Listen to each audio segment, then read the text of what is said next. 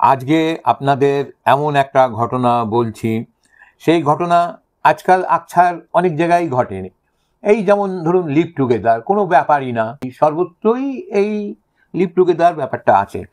কিন্তু একবার ভাবুন, ওই 30-এর দশকের এক নায়িকা, তার বিয়ে হয়েছিল একজনের সাথে, সেই বিয়ে ভেঙে আর একজন নায়কের সাথে প্রায় 30-40 বছর একসাথে লিভ টুগেদার করেছিলেন। কে সে?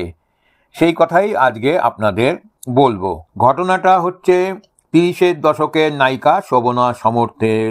এই শোভনা সমর্থ হলেন তনুজা, নূতন ও আর একটি মেয়ে। এই 3 মেয়ের মা ছিলেন। উনি বেশ সুন্দরীও ছিলেন, সিনেমা জগতেও অভিনয়ও বেশ নাম করেছিলেন। ওনার অভিনীত কয়েকটি ছবির নাম বললে অনেকের হয়তো মনে পড়ে যাবে।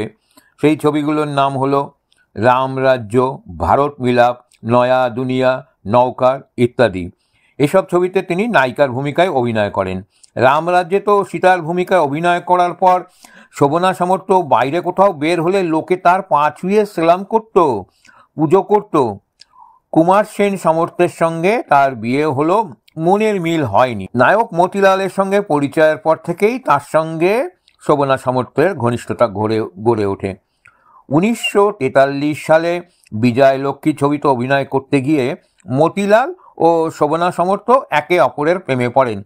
কিছুদিন পরে স্বামী কুমার সেন সমর্থের সঙ্গে বিবাহ বিচ্ছেদ হলে তিনি 3 কন্যা অর্থাৎ নূতন, তনুজা ও চতুরা এবং পুত্র প্রদীপকে নিয়ে ভাড়া করা ফ্ল্যাটে ওঠেন। কিছুদিন যেতেই 3 মেয়ে নিয়ে থাকার ঝামেলা সৃষ্টি হয়। এই সময় নায়ক মতিলাল তাকে সহযোগিতা করেন, গার্জিয়ান হিসাবে রয়ে গেলেন ওদের সঙ্গেই। একত্রে থাকতে গিয়ে শোভনা ও মতিলালের ভালোবাসা আরও গম্ভীর হয়। মতিলালও নামকরা ও বলাই বাহুল্য। আইনগতভাবে ওনাদের বিয়ে না হলেও 25 বছর পর্যন্ত এরা স্বামী স্ত্রীর মতো একসঙ্গে বসবাস করেন। শোভনা সমর্থ একসময় খলনায়ক মানে ভিলেন কে.এন. সিংয়ের সঙ্গেও প্রেমে জড়িয়ে পড়েন।